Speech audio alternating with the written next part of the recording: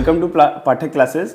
आज हम लोग क्लास 10th यूपी बोर्ड का धातु और अधातु चैप्टर पूरा कवर करेंगे और इसमें हम लोग धातु के गुण, धातु कहाँ कहाँ यूज़ होता है, अधातु कहाँ यूज़ होते हैं और फिर इसके जो है व्युत्पन्न जो है कि इसको किससे किससे प्राप्त किया जा सकता है, कैसे कैसे इसको हम लोग प्राप्त कर सकते हैं, इसके यूजेस कहाँ पे हैं और जो है कोरोजन क्या होता है, संक्षारण, ये सब सारी चीज़ें अपने आज एक ही वीडियो में पूरा क्लियर करेंगे इसको। ठीक है, तो हम लोग को पता है कि हम लोग के पीरियोडिक टेबल में जो आवर्त सारणी है उसमें 118 एलिमेंट हैं टोटल, जिसमें से लगभग 90 के आसपास, 90 या 90 से ज़्यादा धातु हैं, 22 के आसपास जो है अधातु हैं और कुछ उपधातु हैं।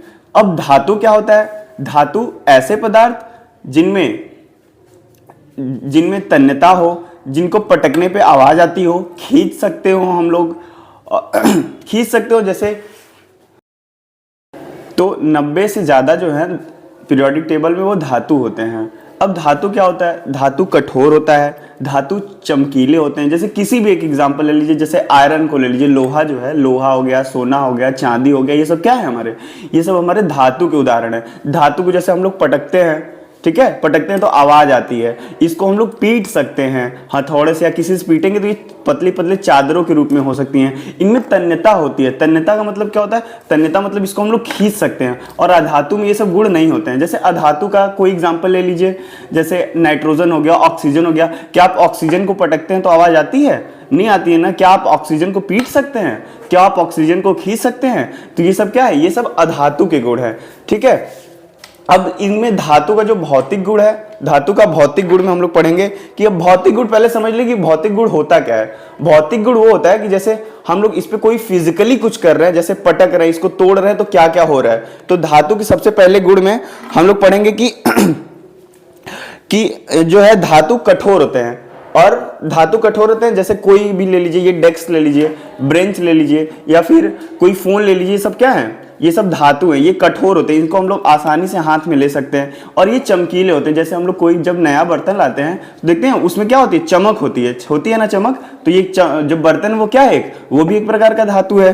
फिर ये जो तन्य होते हैं, तन्य का मतलब इसको हम लोग खींच सकते हैं। जैसे आप जान लीजिए कि जो सोना है, 1 ग्राम सोना अगर आपके पास है तो उसको आप 2 किलोमीटर पतले तार में खींच सकते हैं। आप लोग सिर्फ 1 ग्राम सोने को आप लोग कितना 2 किलोमीटर में लगभग खींच सकते हो। तो ये भी एक क्वेश्चन बनता है यूपी बोर्ड में कि सबसे ज्यादा तन्य कौन सा पदार्थ होता है? तो कौन सा होता है? एक धातु होता है और उस धातु का क्या नाम है? सोना। सोना हो गया, चांदी होगा, ये बहुत ही तन्य होते हैं। ठीक है, और ये जो होते हैं उष्मा और विद्युत के क्या होते हैं? सुचालक होते हैं। जो धातु होते हैं, अब जैसे कोई लोहा होता है, जब हम लोग उसको ऐसे किसी लोहे को ले जाके अगर करंट से अगर टच करते हैं बिजली से, तो हमें तुरंत क्या लग जाता है?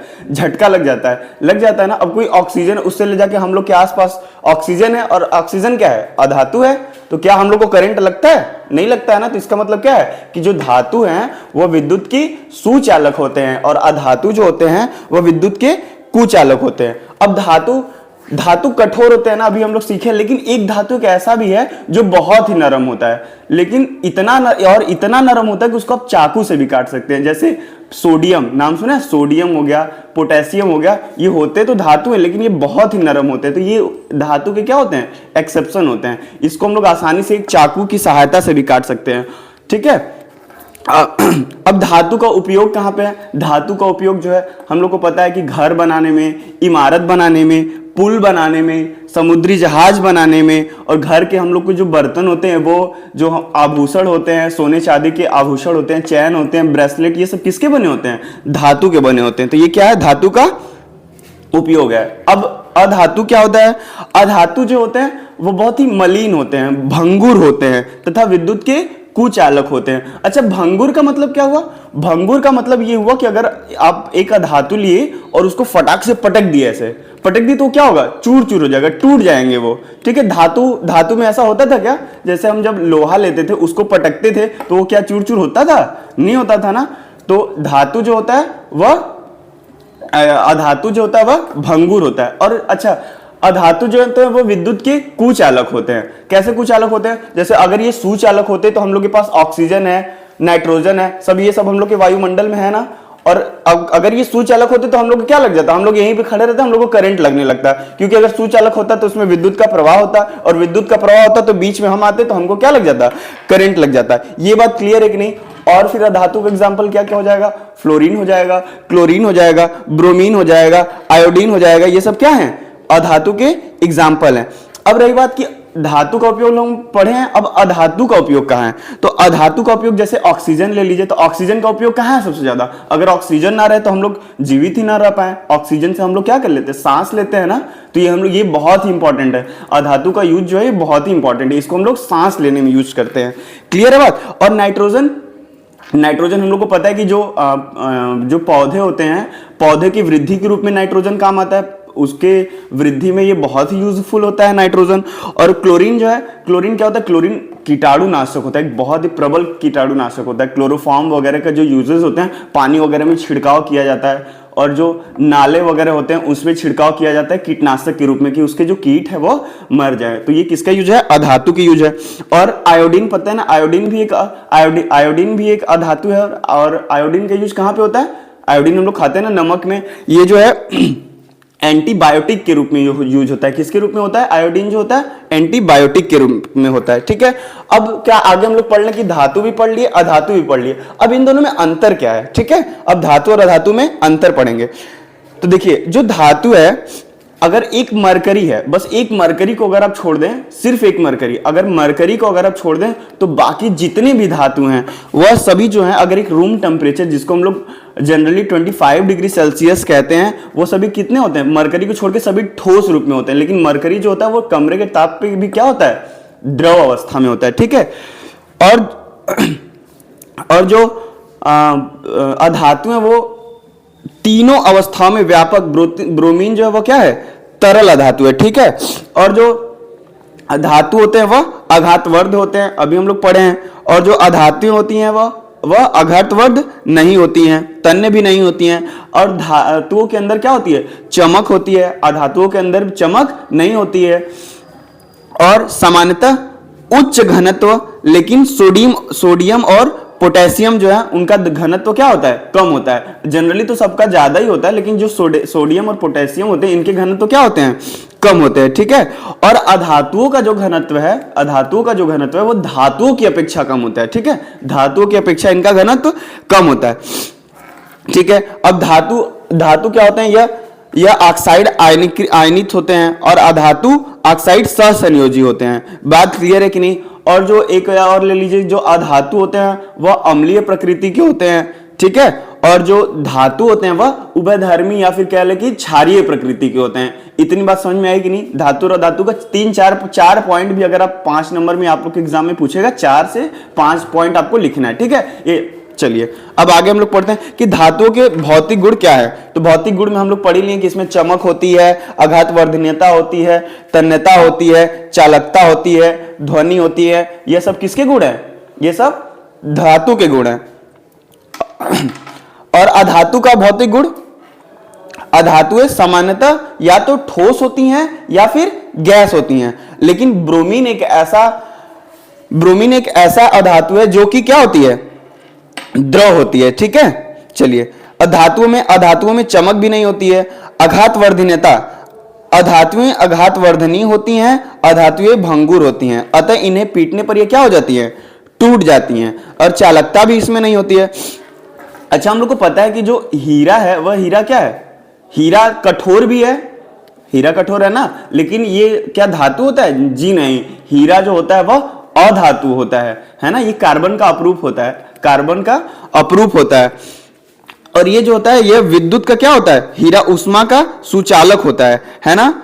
और जो ग्रेफाइट को भी हम लोग जानते हैं, कार्बन का अपरूप ग्रेफाइट विद्युत का क्या होता है, सुचालक होता है। बात क्लियर है कि नहीं। चलिए, जो धातु का अब हम लोग भौतिक गुण पढ़ लिए, अब हम लोग आगे क्या पढ़ेंगे, रासायनिक गुण पढ़ेंगे। कि रासायनिक गुण का मतलब, अब जैसे वो जल से क्रिया करेगा तो क्या होगा, धातु अगर ऑक्सीजन से क्रिया करेगा तो क्या होगा, ये सब क्या होते हैं, रासायनिक गुण होते हैं। ठीक है, तो रासायनिक गुण में अब वायु से क्रिया देखिए करेगा।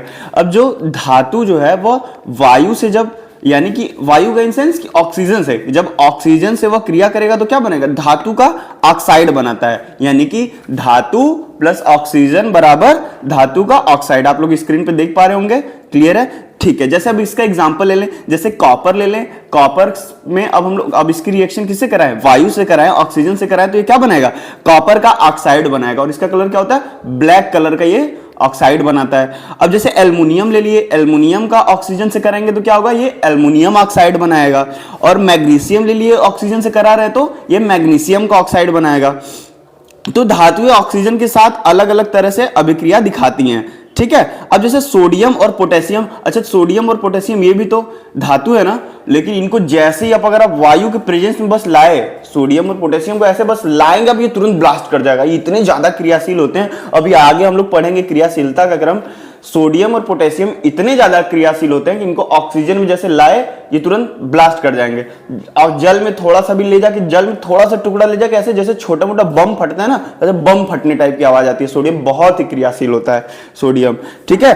अब आगे पढ़ेंगे कि जो कापर भी प्रज्वलित नहीं होता, लेकिन उस पर काले रंग के कापर ऑक्साइड की जो है परत चढ़ जाती है कापर पे। सोना, ये सब जो ऑक्सीजन से क्रिया करते हैं, तो ऐसा होता है ना कि जब सोना हम लोग लेते हैं तो फिर धीरे धीरे क्या, सोना लेते हैं तो बहुत ज्यादा चमक होती है ना, जैसे कोई भी चैन ले लिए, ब्रेसलेट ले लिए, कुछ भी जब हम लोग कोई भी सोना या चांदी का आभूषण लेते हैं तो वो तो पहले क्या रहता है, बहुत ही चमकदार होता है, लेकिन थोड़ा थोड़ा टाइम बाद जब हम लोग यूज करते हैं, आफ्टर सम टाइम वो क्या हो जाते हैं, धीरे धीरे वो काले पड़ने लगते हैं ना, काले पड़ने लगते हैं, मतलब उनका रंग जो है थोड़ा धूमिल होने लगता है, थोड़ा सा पहले की अपेक्षा उनकी चमक क्या होने लगती है, धीरे धीरे कम होने लगती है। तो वो कैसे होती है, यही सब ऑक्सीजन वगैरह से क्या होती है, रिएक्ट करती है, ठीक है। चलिए, अब जल के साथ अभिक्रिया, अब धातु जो है जल के साथ अभिक्रिया करेगा तो क्या होगा, जो धातु है वह जल के साथ जब अभिक्रिया करेगा तो धातु ऑक्साइड बनाएगा और हाइड्रोजन गैस क्या होगी, निकलेगी, ठीक है। और जब धातु ऑक्साइड है वह जल से क्रिया करेगा तो क्या होगा, धातु का हाइड्रोक्साइड बनाएगा। ये सब आप लोग स्क्रीन पे देख सकते हैं, क्लियर, विजिबल है। चलिए, अब अगर धातु जो है वह अम्ल से क्रिया कर रहा है तो क्या होगा।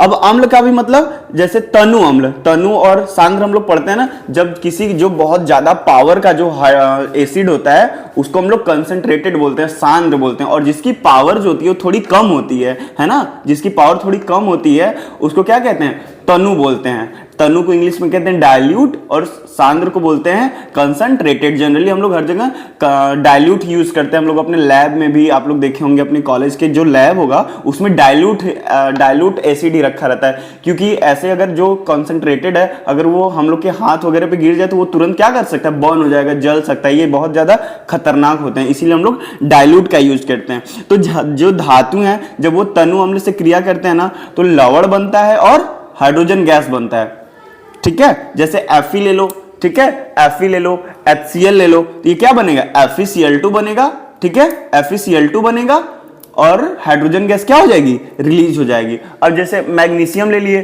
तो मैग्नीशियम जो होगा वो क्रिया करेगा मान लीजिए HCl से, तो क्या होगा, MgCl2 बनेगा, दिख रहा है ना, मैग्नीशियम क्लोराइड MgCl2 बनेगा और हाइड्रोजन गैस निकल जाएगी। जिंक ले लिए और HCl से क्रिया करा दिए तो क्या बनेगा, जो है आपका जिंक क्लोराइड बन जाएगा और हाइड्रोजन गैस रिलीज हो जाएगी। बात क्लियर है कि नहीं। अब जैसे कुछ जो है जैसे कॉपर हो गया और सिल्वर हो गया और पारा जो हो गया, ये सब क्या है, ये अम्लों के साथ, तनु अम्लों से ये सब क्या करते हैं, क्रिया नहीं करते हैं, ठीक है। अब आगे पढ़ते हैं हम लोग की धातु की अन्य धातु लवणों के साथ अभिक्रिया, ठीक है।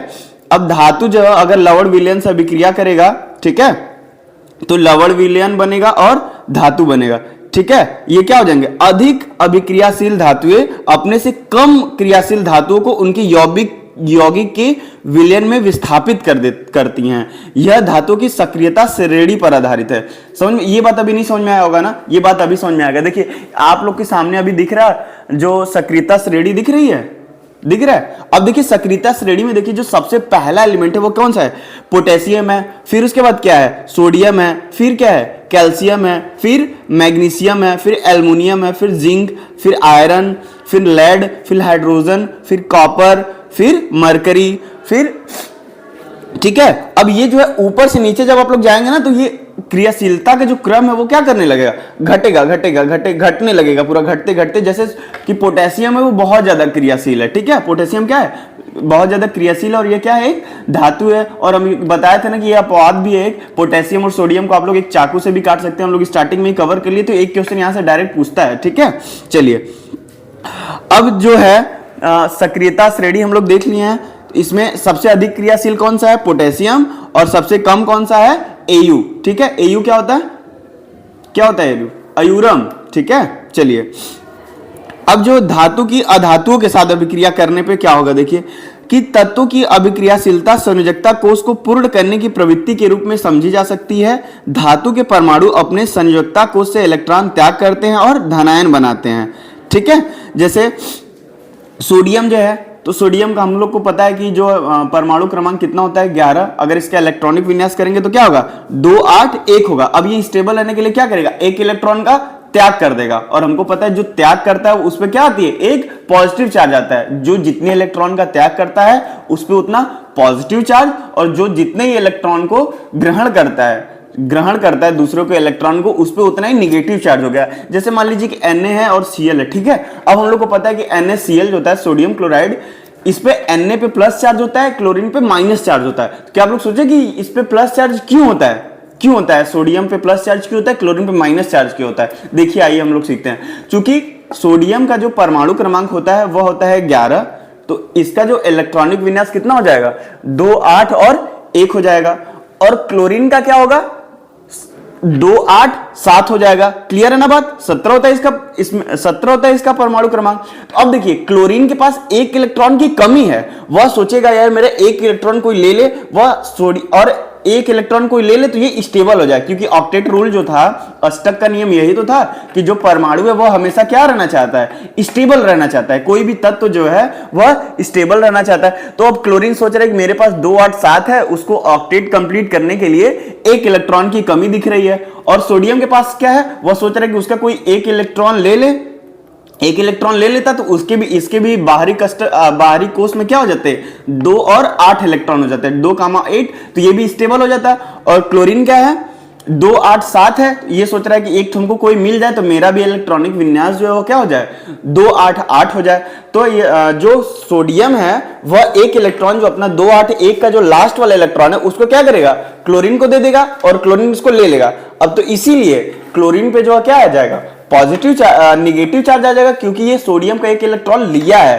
और जो है सोडियम पे चूंकि ये एक इलेक्ट्रॉन दिया है क्लोरीन को, इसलिए उसके पे एक पॉजिटिव चार्ज आएगा। इतना बस इसको ऐसे हम लोग याद कर लेंगे कि जो जितने इलेक्ट्रॉन को ग्रहण करता है उस पे उतना ही निगेटिव चार्ज होता है, और जो इलेक्ट्रॉन डोनर होते हैं, मतलब जो इलेक्ट्रॉन देते हैं, उनके ऊपर क्या होता है, पॉजिटिव चार्ज होता है। जनरली हम लोग लाइफ में भी अपने यही देखते हैं कि अगर आप जैसे किसी से 10 रुपए या 1 रुपए कर्जे लिए, मान लो 1 रुपए कर्जे लिए, तो जो कर्जा लेगा वह 1 रुपए निगेटिव हो जाएगा, उसको टेंशन हो जाएगा कि मुझे हाँ इतना रुपया जितना हम लिए दिए हैं। और जो दिया रहेगा उसको किसी प्रकार का टेंशन, क्योंकि वो तो पैसा दिया उसको मिलेगा ही, तो वो इसलिए वो क्या रहेगा, प्लस में रहेगा। इतनी बात क्लियर समझ में आई कि नहीं। चलिए अब आगे हम लोग पढ़ते हैं। अब धातुएं जो हैं वह धातुएं जो होते हैं वह पृथ्वी के अंदर से पाई जाती हैं, समुद्रों में पाई जाती हैं, ठीक है। तो इनका ऐसा तो है ना कि सोना जो ऐसे ही रखा रहता होगा, कोई जो नीचे चला गया वो निकाल लिया सोना, तो नहीं, ऐसा नहीं होता है। वह जो है वह अयस्कों के रूप में ऐसे होते हैं, ठीक है, अयस्कों के रूप में पाए जाते हैं। तो फिर उसका हम लोग बहुत सारा प्रोसेस है, जैसे कि भर्जन है, निस्तापन है, यह सब अभिक्रिया से हम लोग क्या करते हैं, उसको फिर निकालते हैं उसके ऑक्साइडों में ना। तो अब हम लोग देखते हैं कि जो सबसे ज्यादा पहले क्रियाशील धातु है, जैसे पोटेशियम हो गया, कैल्शियम हो गया, मैग्नीशियम हो गया, एल्युमिनियम हो गया, ये सबसे ज्यादा अभिक्रियाशील है, और यह स्वतंत्र रूप में जो है नहीं मिलती है। इनको कैसे किया जाता है, विद्युत अपघटन से प्राप्त किया जाता है, ठीक है। और उसके बाद इसके नीचे वाला देखेंगे, जैसे जिंक हो गया, आयरन हो गया, लेड हो गया, कॉपर हो गया, मरकरी हो गया, ये सब क्या होती हैं, ये सब सल्फाइड में और ऑक्साइड और कार्बोनेट अयस्कों के रूप में होती हैं, रहती हैं। इसको उससे प्राप्त किया जाता है अपचयन करके, ठीक है। अभी इसको हम लोग आगे डिटेल में पढ़ेंगे, ठीक है। और सबसे कम धातु जैसे सिल्वर हो गया, एयू हो गया, ये सब क्या है, स्वतंत्र रूप में पाई जाती हैं, ठीक है। चलिए तो अब अयस्कों का जो धातु है, धातु का जो निष्कर्षण है, अब धातु का निष्कर्षण कैसे करेंगे, तो इसका 2-3 विधि है, ठीक है, 2-3 विधि है, उसको हम लोग एक एक करके करेंगे। ठीक है, आप लोग को चार्ट में भी आप लोग देख लीजिएगा, एकदम क्लियर है ये, इसमें कुछ बहुत ज्यादा टफ चीजें नहीं है, एकदम आसान चीजें। ठीक है, तो अब जैसे उच्च अभिक्रिया वाली जो धातुएं हैं, उच्च अभिक्रिया वाली जो पोटेशियम कैल्शियम हो गए, उनको कैसे करेंगे? तो इनको क्या है ना, इनको विद्युत अपघटन से किया जाता है, विद्युत अपघटन से प्राप्त किया जाता है। एनोड पे क्या हो जाते हैं, प्राप्त हो जाते हैं। ठीक है, एनोड पे प्राप्त हो जाते हैं, वो विद्युत अपघटन जब कराते हैं तो एनोड पे प्राप्त हो जाते हैं। और मध्यम क्रियाशील धातुएं जैसे कि सल्फाइड मध्यम क्रियाशील धातुएं जो हैं, जैसे कि जिंक हो गया, लेड हो गया, कॉपर हो गया, ये सब को कैसे करेंगे? तो ये सब जो है इनके ये सल्फाइड अयस्क के रूप में और कार्बोनेट अयस्क के रूप में प्राप्त किया जाता है। ठीक है, तो अभी हम लोग पढ़ेंगे कि इन जो है कार्बोनेट अयस्क और सल्फाइड अयस्क से कैसे इसको हम लोग प्राप्त करेंगे। ठीक है, तो इसका 2 विधि है। कितना विधि है? 2। एक होता है निस्तापन और एक होता है भर्जन। अब रही बात कि निस्तापन क्या होता है और भर्जन क्या होता है, तो ये ना बहुत ही क्लियर है, एकदम सिंपल सी चीज है कि जो निस्तापन होता है ना, इसमें वायु को आप ऐसे समझ लीजिए कि सीमित कर दीजिए या फिर वायु को एकदम हटा ही दीजिए और उसको हीट करते जाइए, हीट करते जाइए, हीट करते जाइए। बहुत सारा हीट देंगे तो अपने से वो जो धातु है क्या है, बाहर निकल जाते हैं। ठीक है, और जो है भर्जन है, भर्जन को वायु के प्रेजेंस में किया जाता है। ऐसे याद कर लो कि जो दोनों को, जो चाहे अयस्क हो चाहे भर्जन हो, दोनों ही प्रक्रिया में जो है वह सल्फाइड और कार्बाइड जो कार्बोनेट अयस्क जो है उन दोनों को गर्म करेंगे। बस निस्तापन में क्या करेंगे, वायु की सीमित मात्रा लेंगे या फिर वायु को हटा ही देंगे एकदम। ठीक है, अब्सेंस कर देंगे उसका। और जो भर्जन है, ठीक है, भर्जन में क्या करेंगे, भर्जन में वायु की मात्रा रहेगी और इसको हीट देते रहेंगे, गर्म करते रहेंगे, गर्म करते रहेंगे। तो क्या हो जाएगा, हमको दोनों में धातु के ऑक्साइड मिल जाएंगे। ठीक है, फिर उसमें धातु का अपचयन करा लेंगे, फिर धातु हम लोग को प्राप्त हो जाएगी अपचयन कराने के बाद। ठीक है, अब जो है जो सबसे कम क्रियाशील धातुएं जो थी, ठीक है, जैसे सिल्वर था, ठीक है, गोल्ड था, उसको क्या करेंगे, इसको बस आप बहुत गर्म कर दीजिए, खूब गर्म कर दिए, गर्म करते जाइए, गर्म करते जाइए, गर्म करते जाइए। भर्जन करेंगे, सीधे धातु आ जाएगा, फिर धातु को आराम से भौतिक विधि द्वारा अलग कर लीजिए। ठीक है, इतनी बात क्लियर है, इसमें कोई दिक्कत आ गया बात समझ में? चलिए अब आगे देखते हैं। एक आप लोग एग्जाम में पूछता है कि गैग क्या होता है, गैग क्या होता है ना। तो जैसे देखिए, जो पृथ्वी के अंदर जो धातुएं पाई जाती हैं, अभी हम लोग पढ़ें कि वो शुद्ध तो पाई नहीं जाती हैं, वो अशुद्ध अवस्था में पाई जाती हैं। ठीक है, तो जो उनमें अशुद्धियां जो होती हैं ना, जैसे अशुद्धियां का मतलब कि रेत हो गया, मिट्टी हो गया, ठीक है, ये सब जो अशुद्धियां, इन्हीं को क्या बोलते हैं, गैंग पाए जाते हैं। यानी कि इसको ऐसे हम लोग कह सकते हैं कि पृथ्वी से खनिज अयस्कों के रूप में जो हमें रेत, मिट्टी इत्यादि जो हमें अशुद्धियां प्राप्त होती हैं, उसी को क्या कहते हैं, गैंग कहते हैं। ठीक है, एक डिफिनेशन आता है कि भर्जन किसको कहते हैं, तो भर्जन किसको कहते हैं, भर्जन अयस्क को, जो भर्जन है वो अयस्क को वायु की उपस्थिति में, ध्यान दीजिए, निष्कासन में वायु की अनुपस्थिति रहेगी और भर्जन में वायु की उपस्थिति रहेगी। जब इसको गर्म करते हैं तो ये अपने ऑक्साइडों में बदल जाता है। इसी प्रक्रिया को क्या कहते हैं, भर्जन कहते हैं। बात क्लियर नहीं, आप लोग इसको नोट करते रहिएगा। ठीक है, और जो है भर्जन से सल्फाइड अयस्कों का स्थानांतरण किया जाता है। अब आगे निष्कासन, देखिए भर्जन और निष्कासन में बहुत एक माइनर सा डिफरेंस है कि बस उसमें निष्कासन में वायु की अनुपस्थिति रहेगी और भर्जन में वायु की उपस्थिति रहेगी। ये बात क्लियर है ना। और जो भर्जन है इससे सल्फाइड अयस्क का किया जाता है और सल्फाइड अयस्क को किया जाता है, और निस्तापन जो है वह कार्बोनेट अयस्क को किया जाता है। ठीक है, आगे पढ़ते हैं हम लोग कि अब जो है एक क्वेश्चन आता है, लास्ट टॉपिक हम लोग की है जो है कोरोजन। कोरोजन का मतलब क्या होता है, संक्षारण। संक्षारण क्या होता है, देखिए जो हम लोग का मेटल है, कोई भी धातु जो है, कोई भी ले लीजिए, जैसे आयरन ही ले लीजिए। ठीक है, जो हम लोग देखते हैं कि जब लोहा वगैरह हम लोग के घरों में या फिर कहीं पे आसपास पड़े रहते हैं, बहुत ज्यादा टाइम तक पड़े रहते हैं, तो उस पर जंग लग जाती है ना, जंग लग जाती है ना, और फिर धीरे धीरे अगर पोल टाइप का हो रहा है तो आराम से ऐसे करेंगे तो आसानी से टूट भी जाएगा ना। ये जो छीड़ होने की प्रक्रिया है, किसी भी धातु की जो छीड़ होने की प्रक्रिया, जो खराब हो जाने की प्रक्रिया है, जो खराब हो जाता है, ये इसी को क्या कहते हैं, संक्षारण। ऐसे होता है झरने लगता है पूरा। ऐसे जब लोहे को ऐसे उठाएंगे तो क्या करने लगे, उसके जो आयरन है, उसके जो ऊपर के जो लेयर वाले आयरन रहते हैं वो क्या किए जाते हैं, नीचे क्या हो जाते हैं, गिर जाते हैं। बात समझ में आई ना। अब ये कैसे होते हैं, देखिए धातु अपने आसपास अम्ल, आर्द्रता एवं वायु आदि के संपर्क में आने पर संक्षारित हो जाते हैं। संक्षारित मतलब वही टूटना, खराब हो जाना, संक्षारित का मतलब यही है, ठीक है। अब जैसे संक्षारण जैसे सिल्वर पे भी होता है, कॉपर पे भी होता है, लोहा पे भी होता है, ठीक है।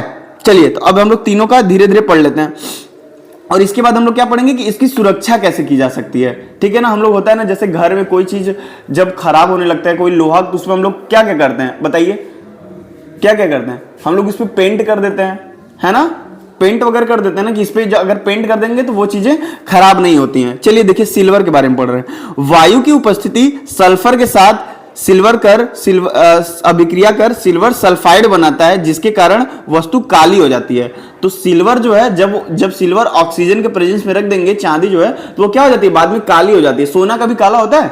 नहीं होता है ना, चांदी काली होती है। देखिए जो सफेद सफेद टाइप का चांदी सभी लोग देखे हैं, वो क्या हो जाती है, काली हो जाती है। तो वो भी उसका क्या हो जाता है, संक्षारण हो जाता है, ठीक है, ठीक है। अब जो सिल्वर है, अगर मान लीजिए सिल्वर हो गया और कॉपर हो गया और लोहा हो गया, उस तीनों को हम लोग बस ऐसे ही नॉर्मल एटमॉस्फेयर में इसको जो है अपने वायुमंडल में अगर रख दे रहे हैं, तो तीनों के साथ क्या क्या कलर चेंज होगा, क्या क्या कलर चेंज होगा। अच्छा पहले जो है सोने के साथ क्या होगा ये देख लेते हैं। सोना जो होता है वो देखते हैं ना, कलर उसका क्या होने लगता है, धीरे धीरे डल होने लगता है ना। सोने का कलर क्या होने लगता है, डल होने लगता है। सिल्वर क्या हो जाता है, सिल्वर काला हो जाता है। चांदी है ना, जब लियो तो एकदम चमकदार रहता है, लेकिन आफ्टर सम टाइम कुछ यूजेस के बाद वो क्या हो जाती है, धीरे धीरे काली पड़ जाती है। और अगर कॉपर है, कॉपर आप लोग देखेंगे जो कॉपर वगैरह की बाइंडिंग होती है फैन वगैरह में, तो कॉपर क्या हो जाता है, वह धीरे धीरे उसका जो कलर है वह हरे रंग का हो जाता है, ठीक है, हरे रंग का हो जाता है। और लोहा तो पता ही है, धीरे धीरे भूरे रंग का होने लगता है, छीड़ होने लगता है, टूटने लगता है, ऐसे उठाओ तो ऐसे नीचे गिर जाता है। ये सब ठीक है, ये सब क्या है, संक्षारण के ही लक्षण है। संक्षारण की वजह से ही ये सब क्रियाएं होती हैं। बात क्लियर है ना, ठीक है। अभी जो है अब संक्षारण क्या होता है ये हो गया, पढ़ लिया हम लोग संक्षारण से क्या क्या होता है। अब संक्षारण से बचेंगे कैसे, ठीक है, संक्षारण से बचने के उपाय क्या है। तो लोहे को जंग लगने से बचाया जा सकता है, कैसे, पेंट करके, ठीक है। लोहा अगर जंग लग रहा है उस पर पेंट कर दो तो, और उसके बाद क्या कर देंगे, उस पर तेल लगा दो, ग्रीस होता है ना, ग्रीस लगा दो, ठीक है, क्रोमियम का लेपन कर दो, ठीक है। ये सब क्या होते हैं, इससे जो होता है संक्षारण को कम किया जा सकता है और बचाया जा सकता है संक्षारण को, ठीक है।